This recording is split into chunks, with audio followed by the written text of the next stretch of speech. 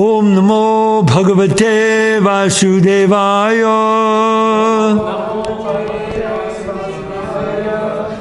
Om Namo Bhagavate Vasudevaya. Om Namo Bhagavate Vasudevaya. Narayanam Namaskritya Naram Chaiva Narottamam Devim Saraswatim Vyasam Tato Jayamudirayat. Before reciting the Srimad Bhagavatam, please repeat. This is our very means of conquest. We should first offer obeisances unto the personality of God in Narayan. Unto Narayan Rishi, the Supremmost Human Being. Srila Vyasadeva, the author. Mother Saraswati, the goddess of learning. Srila Prabhupada, our translator, commentator, and dearmost spiritual master. Certainly we would be completely lost without him. Nasta praishu bhadreshu nityam bhagavata sevaya bhagavati uttama shloke bhaktir bhavati naishtiki. By regular attendance on classes on Srimad Bhagavatam and by rendering service unto the pure devotee, all that is inauspicious within the heart is practically destroyed till nil. And thus transcendental loving service unto the Lord, who is praised with transcendental songs, is established as an irrevocable fact. Who knows what irrevocable means? Anybody? Offer a translation. Cannot change back. Cannot change back. Very nice. What a blessing. So we're reading, continuing with Srimad Bhagavatam, second canto, chapter 9, text 5, answers by citing the Lord's version. Sa Varidevo Jagatam Paro Guruhu Swadhisnyam Ashtaya Shishikshaiksata Shishikshayakshata Shishikshayakshata Tam Najigatad Nadyagachad Drisham Atra Samatam Prapancha Nirmana Vidhir Jaya Bhavet Sahadi Devo Jagatam Paro Guru Sarisnyam Ashtaya Shishikshayakshata Tam Nadyagacha Drishamatra Samatam Prapancha Nirmana Vidhiryaya Bhavet Sahadi Devo Jagatam Paro Guru Swadhisnyam Ashtaya Shishikshayakshata Tam Nadyagacha Drishamatra Samatam Prapancha Nirmana Vidhiryaya Bhavet. Please chant. Sahadi Devo Jagatam Paro Guru Swadhisnyam Ashtaya Shishikshayakshata Tam Nadyagacha Drishamatra Samatam Prapancha Nirmana Vidhiryaya Bhavet. Sahadi Devo Jagatam Paro Guru Swadhisnyam Ashtaya Shishikshayakshata Tamnadigacchadrishamatra samatam. Prapancha vidirya bhavet. Sahadidevo jagatam paro guru. Sadidevo jagatam paro guru. Sadishnyam astai sishikshaya kshata. Sadishnyam astaya shishikshaya kshata. Tamnadigacchadrishamatra sammatam. Tamnadigacchadrishamatra samatam. Prapancha nirmana vidirya bhavet. Mataji's?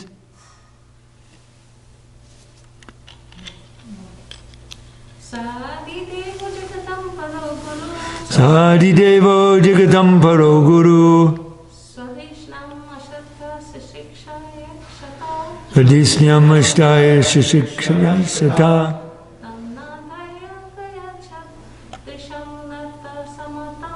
Tamnadigacchadrishamatra samatam.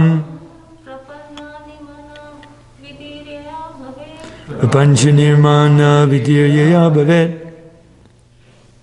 Saha, he, Adideva, the first demigod, Jagatam, of the universe, Para, supreme, Guru, spiritual master, Swadhisnyam, his lotus seat, Ashtaya, to find the source of it, Shishikshaya, for the matter of creating the universal affairs, Aikshata, began to think, Tam, in that matter, Na, could not, Adyakachat, understand, Drisham, the direction, Atra, therein, Samatam, just the proper way, Prapancha, material, Nirmana, construction,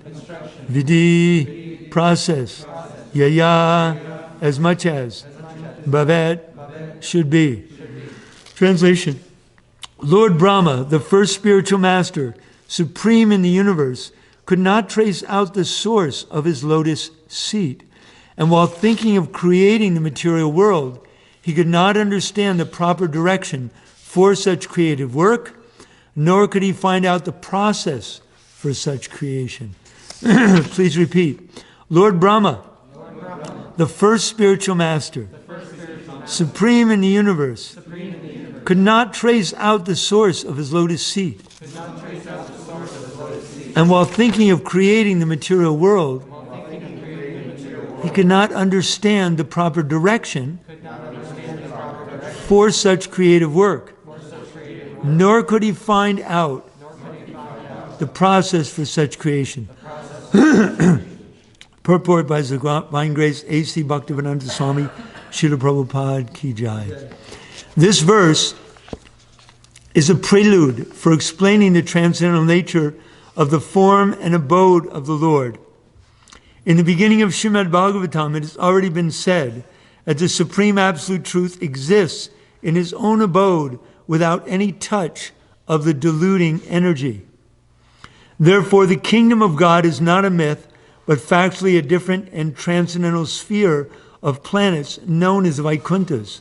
This will also be explained in this chapter. Such knowledge of the spiritual sky, far above this material sky and its paraphernalia, can be known only by dint of devotional service or bhakti yoga. The power of creation by Lord Brahma was also achieved by bhakti yoga.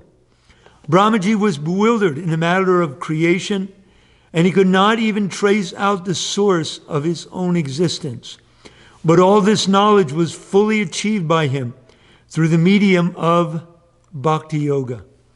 By bhakti yoga, one can know the Lord, and by knowing the Lord as the Supreme, one is able to know everything else. One who knows the Supreme Lord knows everything else. That is a version of all the Vedas. Even the first spiritual master of the universe was enlightened by the grace of the Lord. So, who else can attain perfect knowledge of everything without the mercy of the Lord?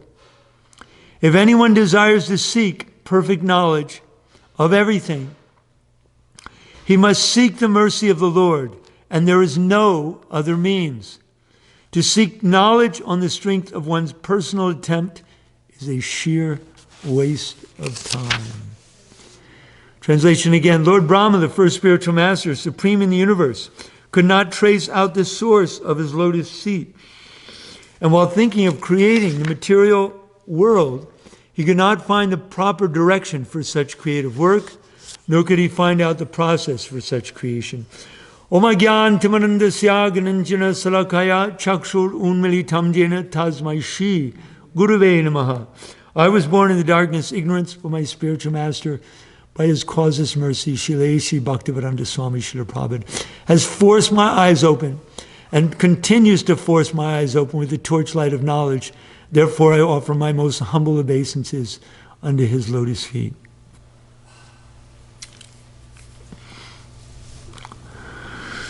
So this chapter answers by citing the Lord's version.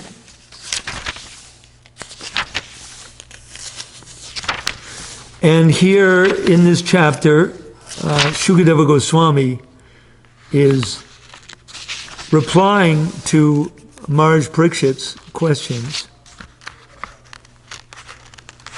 beginning with talking about the misconceptions.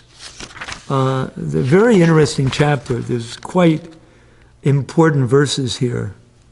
Let me just recap some of these. The first translation, Sri Shukadeva Goswami said, O king, unless one is influenced by the energy of the Supreme Personality of Godhead, there is no meaning to the relationship of the pure soul and pure consciousness with the material body. That relationship is just like a dreamer seeing his own body working. The illusion living entity appears in so many forms offered by the external energy of the Lord.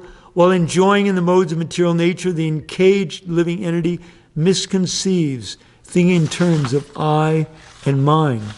As soon as the living entity becomes situated in his constitutional glory and begins to enjoy the transcendence beyond time and material energy, he at once gives up the two misconceptions of life, I and mine, and thus becomes fully manifested as the pure self. And then yesterday's verse, O king, the personality of Godhead, very much pleased with Lord Brahma because of his non-deceptive penance in Bhakti Yoga, non-deceptive penance, presented his eternal and transcendental form before Brahma. And that is the objective goal for purifying the conditioned soul. So look at Lord Brahma, supreme spiritual master in the universe. It says in the Bhagavatam, I was reading a purport, Prabhupada says that Lord Brahma's intelligence is almost like that of Lord Krishna. So his body, in fact, is made of intelligence. He's the most intelligent living entity in the universe. He was not created by any mundane mother or father. And yet he was born in illusion. What does Bhagavad Gita say? Ichadvesha samutena dvandva mohina bharata sarva bhutani samoham sargayanti parantapa. That not just us and everyone in this material world, including Lord Brahma, everyone is born into delusion, overcome by the dualities of desire and hate. So Brahmaji is born on his lotus flower, and as he's born, he is wondering the source of his existence. He has this great desire to create, but as mentioned,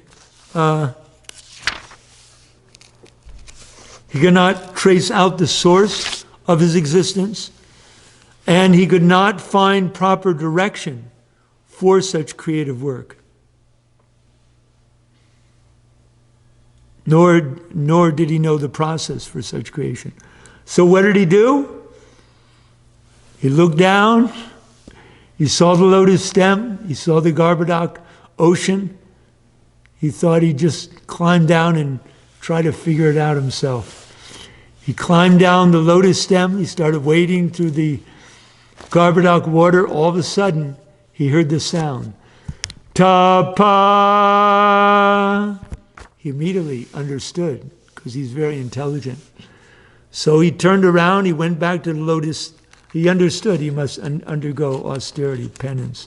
So he climbed up the lotus stem again, sat on the lotus flower, and engaged in meditation for 1,000 celestial years.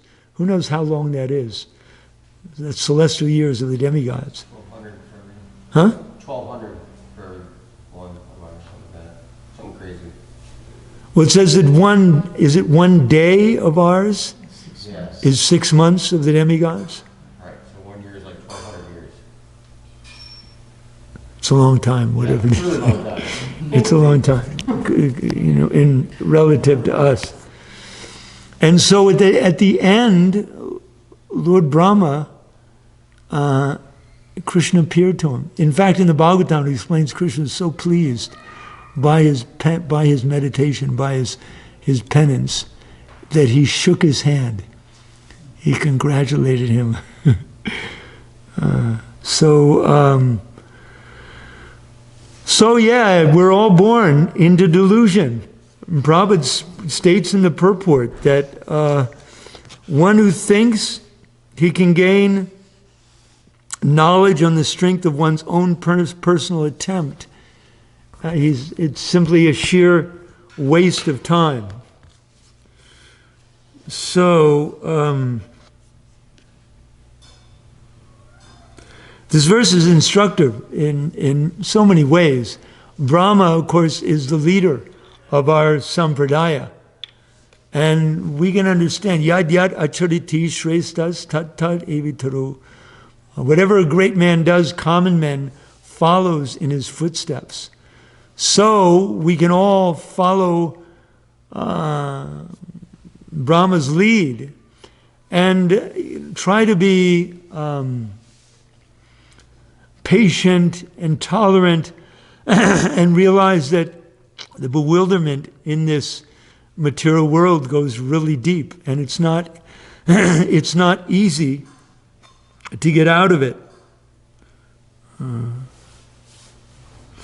To understand the source of our existence indeed is important, but we cannot understand that without the mercy of the Lord. Just like nowadays, there's always so much talk about the source of the jiva, like where the jiva came from. And there's extended papers written on it, extensive arguments and things.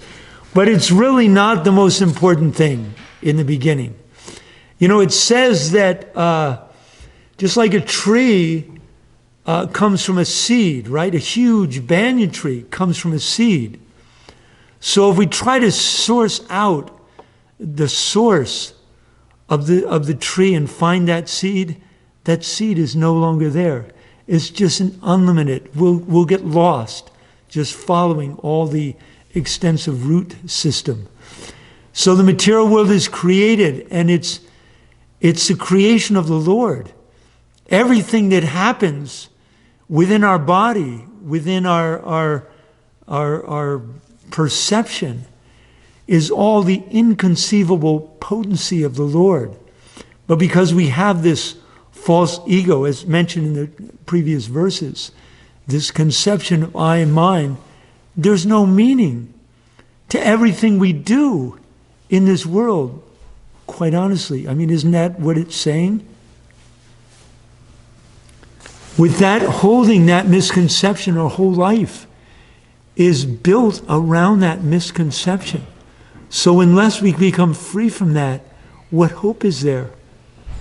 Therefore, the Vedas say, very first aphorism in the Vedanta Sutra is atato Brahma jignasha.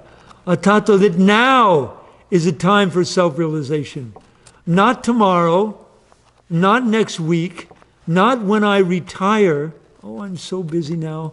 I have my family, I have my children, I have my business. I can barely afford rent on my house. I don't have time now.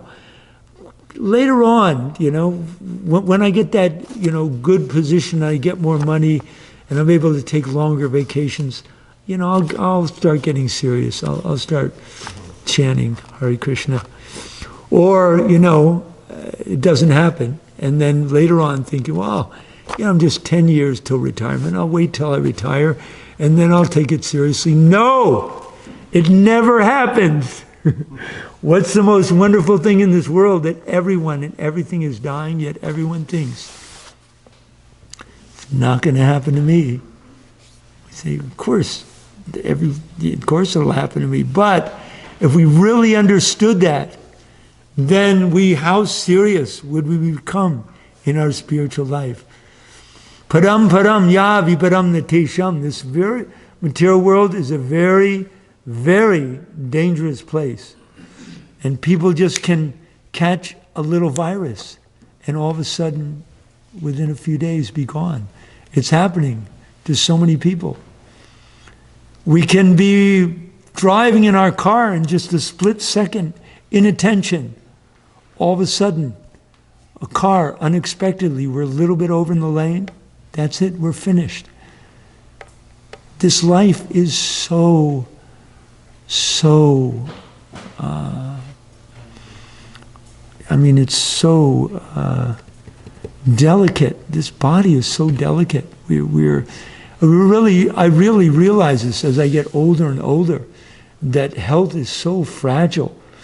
And, sometimes you just wake up on the wrong side of bed and can hardly walk in the day. There's people, literally, who, after sleeping somehow wrong in bed, they get some heavy problem with their back and they'll go to chiropractors for years and still don't fix it. So we never know. We never know. This world is a very unsure place. So we have to become serious about spiritual life, and we have to take advantage of the association of devotees. So this knowledge of ourself is important. And it says that when one has knowledge of Krishna, then one knows everything. Well, does that mean that one automatically knows, like, how many leaves are on the tree outside? It means one knows everything. No, it means that one knows all the categories within Krishna's creation. And because one knows one's relationship, when we know our relationship with Krishna, then we know our relationship with everything like that. Not that we know every detail of everything.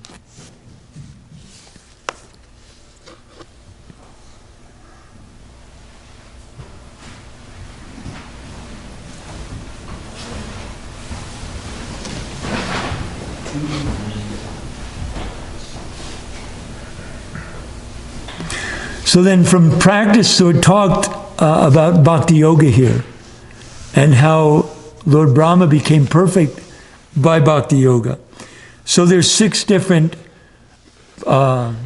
results of practicing Bhakti Yoga, pure devotional service.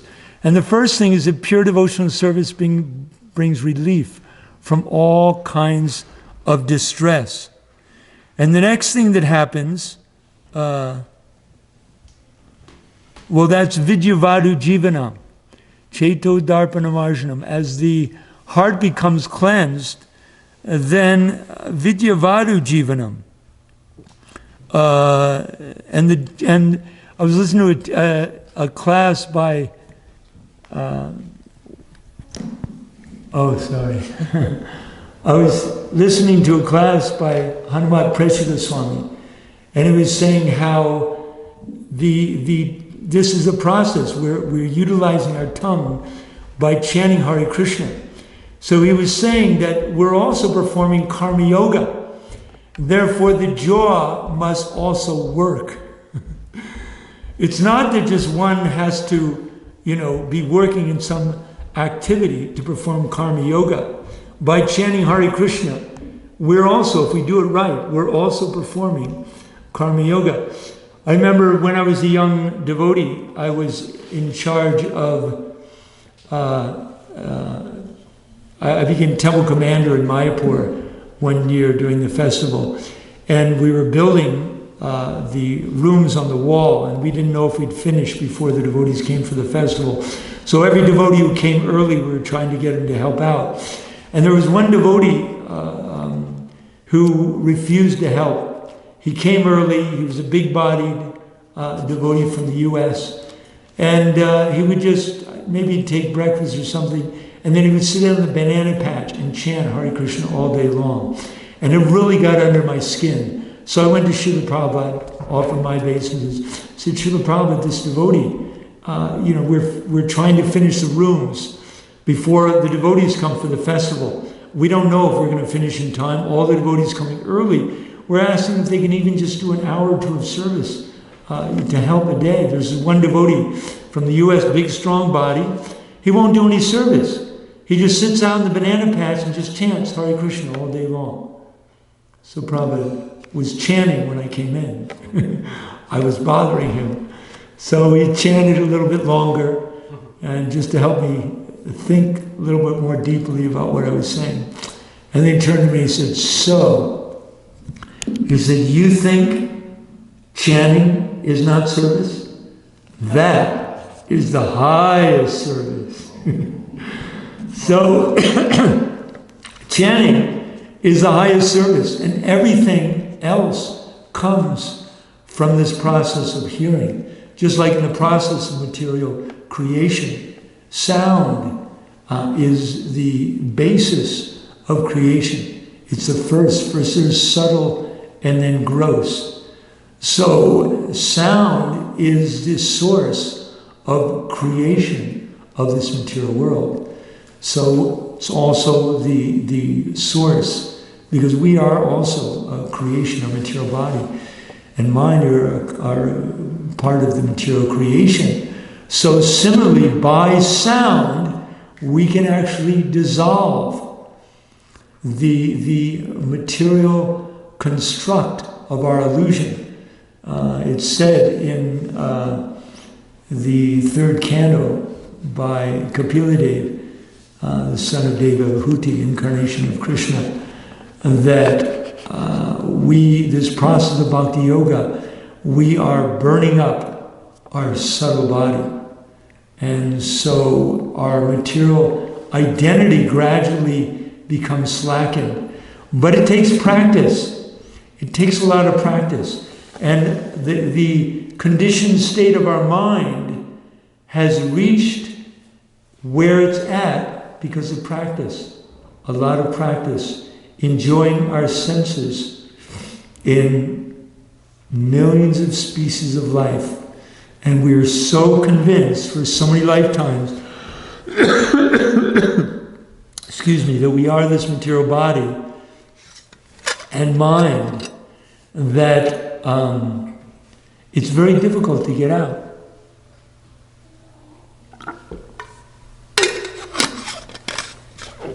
But it is possible by constant practice and detachment. So how do we become detached? It's impossible to become detached. Lord Kapila says it is impossible practically to become detached, because his mother asked him, how is it possible? The senses are always grabbing onto the sense objects. So it's like when you see something, immediately, without even thinking, you become attached to that thing. The process is inextricable. It's practically impossible to get out of. But he says it is possible. How? By constant practice and detachment. And detachment for us means understanding that everything is Krishna's energy. And therefore we must change our relationship with Krishna's energy by seeing everything, by Krishna as the proprietor of everything, and attempting to offer Krishna everything to him. And if we do that, then gradually, because, our food of mindset can't really come to terms with that. but it is a fact. And we will experience that the more we engage ourselves and everything in Krishna's service. So it's said that one should not become a leader, one should not become a parent, one should not become a teacher unless one can deliver one's dependence from the cycle and birth and death. So whatever we have incredible facility to offer to Krishna.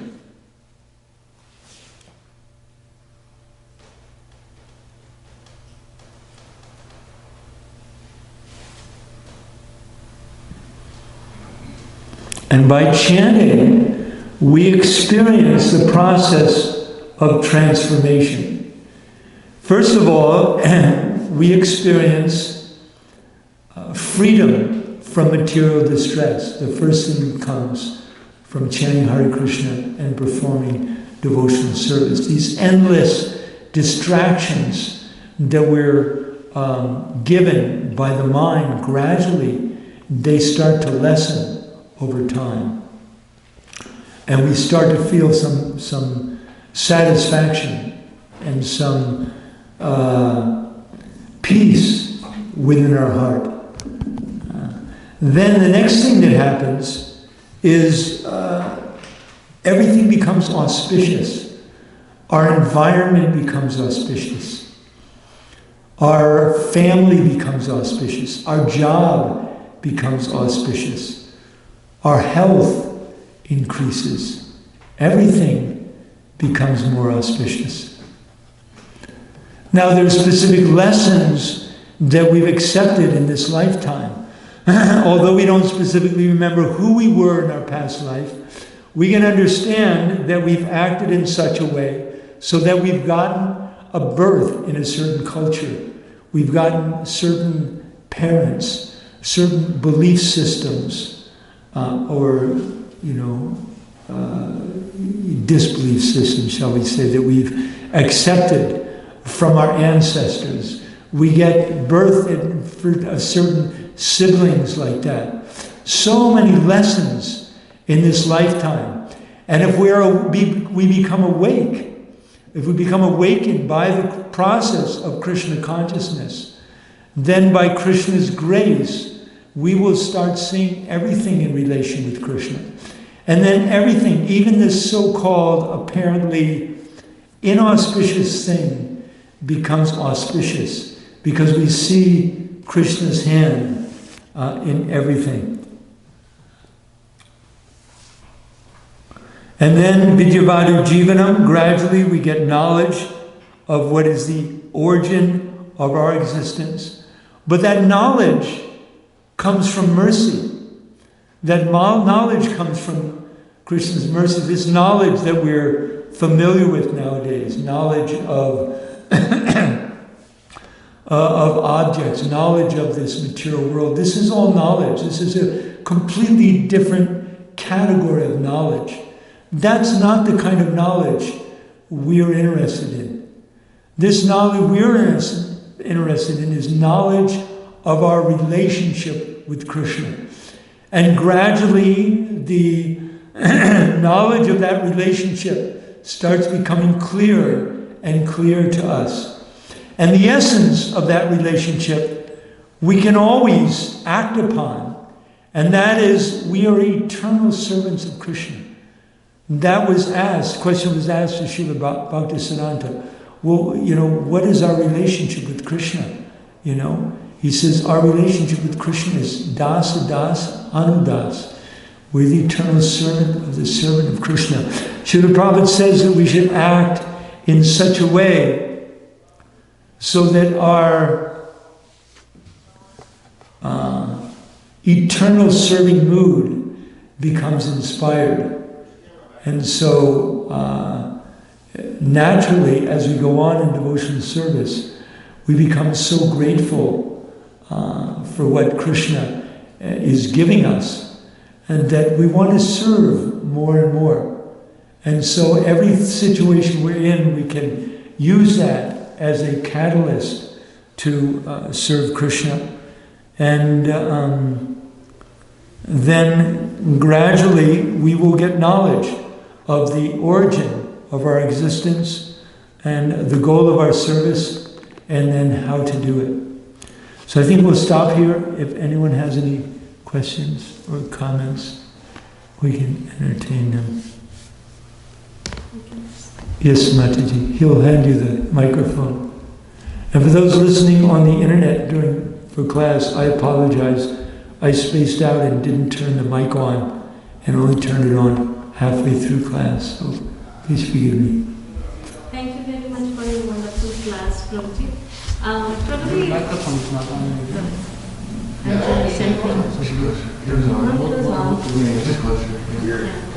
So my question is,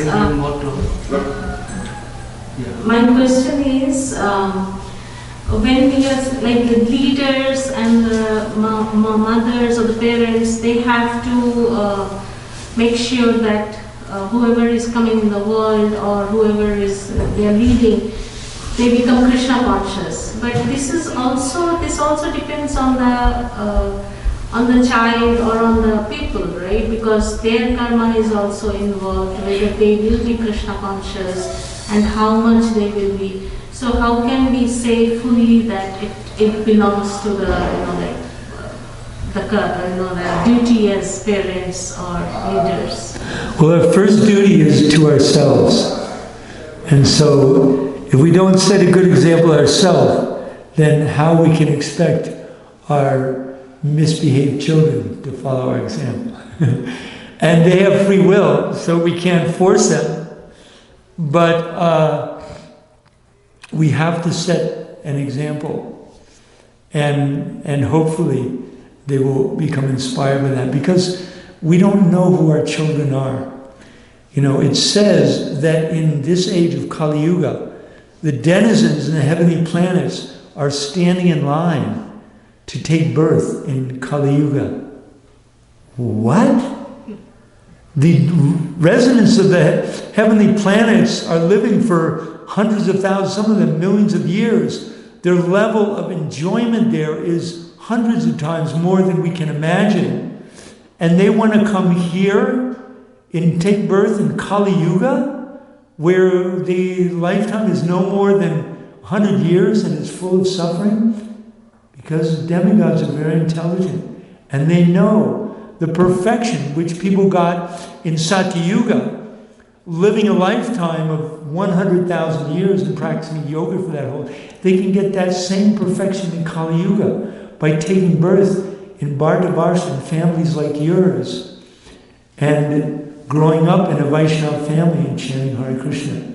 So my question to you is, who are your children? How elevated they must be.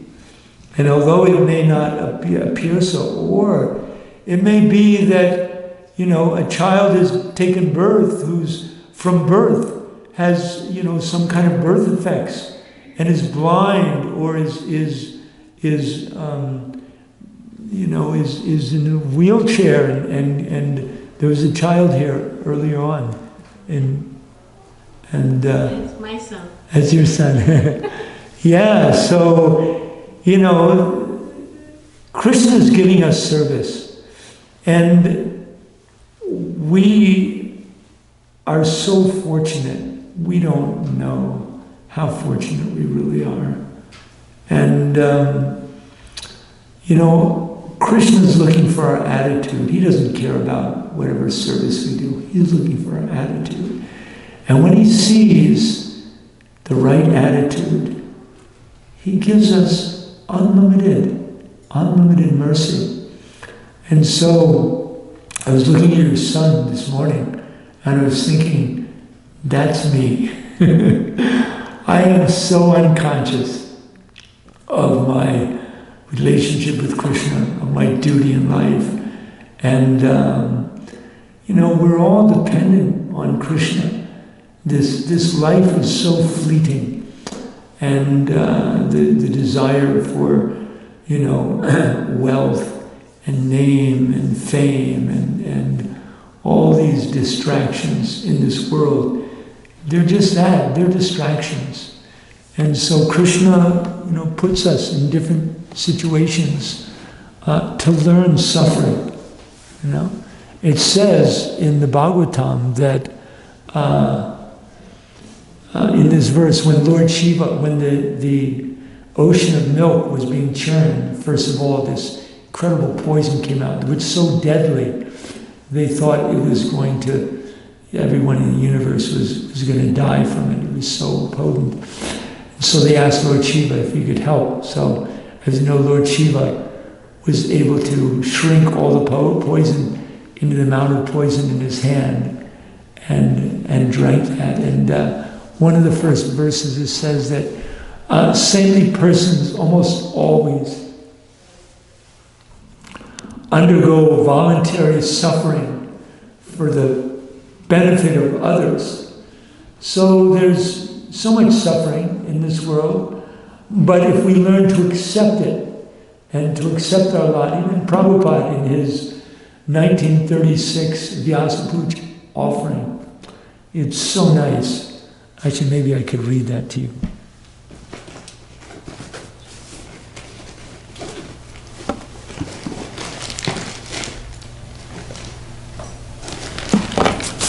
I can. Oh, my phone is right here.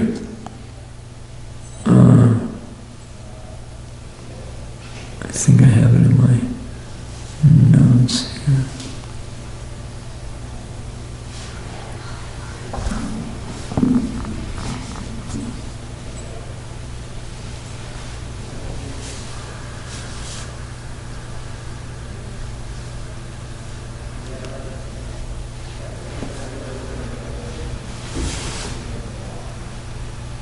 Anyway, it takes too long for me to find it. Prabhupada says, my only wish is that I may continue to suffer my lot for what, I've done, obviously, my wrongdoing in past lifetimes, and simply remember that I'm nothing but an insignificant servant of the servant of the servant of the servant of Krishna. So humble Prabhu was. So like that, we can simply, embrace this life, what Krishna has given us, and gladly agree to go through whatever situation we need to go through, and at the same time to cheerfully perform our devotional activities and continue to have friendly relationships with the devotees. If a person continues in this way, Lord Brahma himself says, then Dayabhak. Dayabhak means the son inherits the property of his father. He doesn't have to do anything. If he just stays alive, he inherits the property. So similarly, we just have to stay alive in Krishna consciousness and practice the process. It doesn't matter how difficult it is, how much suffering it is, or what the external factors are.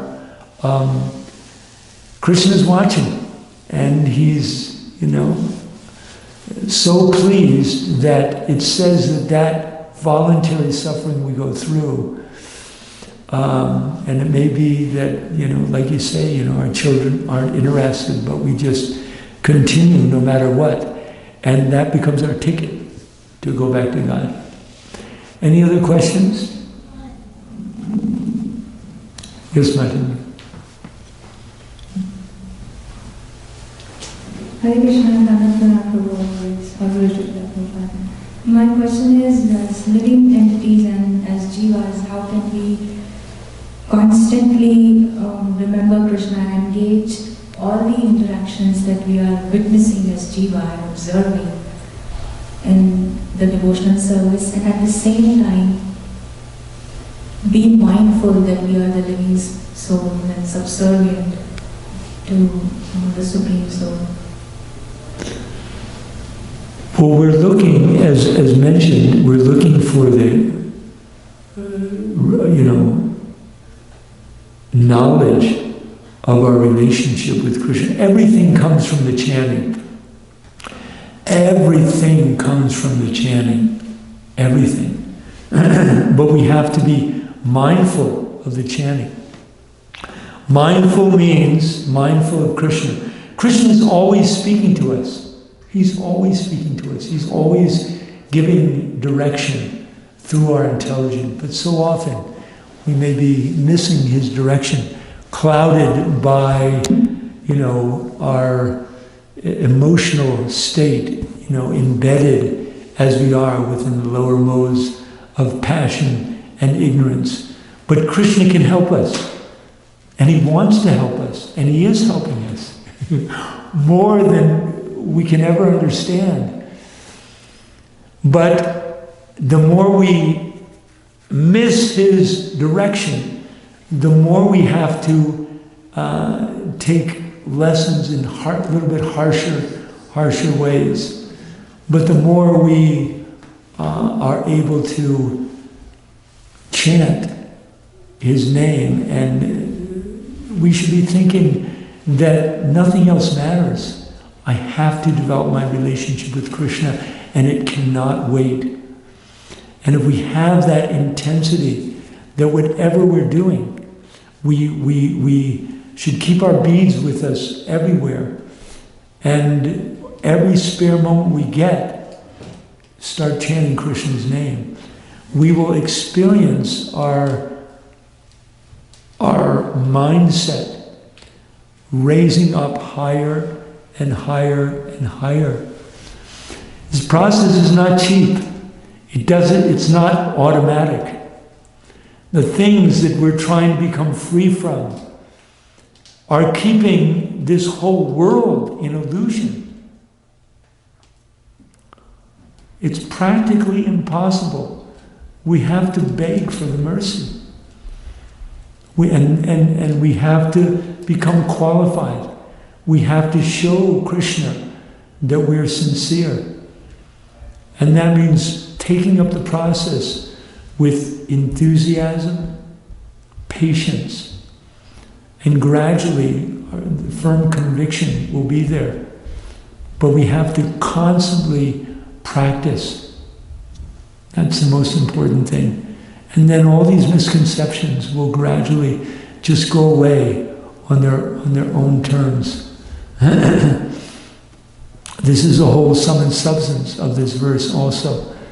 We have to, Brahma, he heard the word tapa. So maybe if that was me, I would have what's that? Forget it, I would just keep walking endlessly. I feel like that's what I've been doing in this material world. Now we have this incredible process. Krishna is present in his name, completely present 100% in his name with all his opulences, wanting to give it. Krishna nobody can be a better servant than Krishna. If you read the Mahabharata, during the Rajasuya sacrifice, what was Krishna doing there? Supreme Personality of God. He was washing the feet of all the kings who were coming. God is actually so humble. You look at Prabhupada when he was here, he was so incredibly humble that when he left, we felt like, oh my gosh, we never knew Prabhupada, Like Krishna, he was acting as our best friend. And so Krishna's in the same, acts in the same way. And so no matter how ordinary our life may seem, no matter how difficult it may be to, balance things, we have to create space for Krishna, and we have to expand that space, and more Krishna will enter into our world. But it takes constant practice. Is that okay? Hare Krishna. Any other questions, comments? Yes, Prabhu.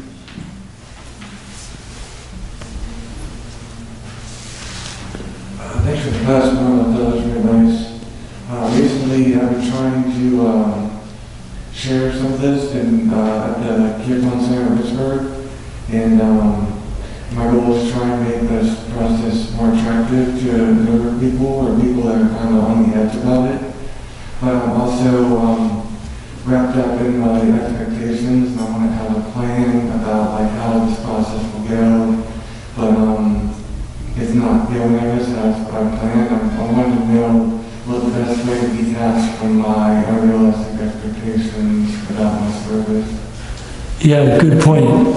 So much of our life in general and our devotional service also many times can become spoiled by our undue expectations. In fact, this is the kind of, shall we say, the essence of our disease in this material world, because we come into this material world with so many expectations. And, you know, we don't deserve really to have such expectations, and so we have to constantly meditate on what Krishna's expectations are from us. And the more we're in line with Krishna's expectations, then the more we won't have unrealistic expectations. But the best way, again, is to be fully absorbed in Krishna consciousness, and then we'll feel satisfied no matter what happens. Just like Prabhu said that, sometimes Prabhu would come to a program, and actually Mahabhuti told a story where he was Prabhupada's servant for a while, and Prabhupada had him put an asan up by Gornitai's altar, and sometimes Prabhupada would go to a program, and the devotee said, Prabhupada, we're really sorry that not many people came to the program. And Prabhupada said, oh, Lord Brahma came. Did you see Lord Brahma? And Narada Muni was here also. So, we never know who's watching us and who's, wanting to give us their blessings. And the more we show our sincerity, then the more our spiritual life becomes, Krishna becomes, it probably says Krishna is the active principle within everything. And so the more we make Krishna the active principle in our life, beginning with, hearing and chanting, then we start realizing Krishna in everything. And then we start realizing that, this sense of separateness that we have, this sense of independence we have, it's an illusion. And Krishna is the only independent living entity. And our independence, is a reflection of Krishna's. And so gradually, as we come higher and higher to higher and higher stages of Krishna consciousness, we get to the point, we can get to the point, just like Arjuna, where Krishna's telling him, move here, move there. We will be able to hear Krishna's direction.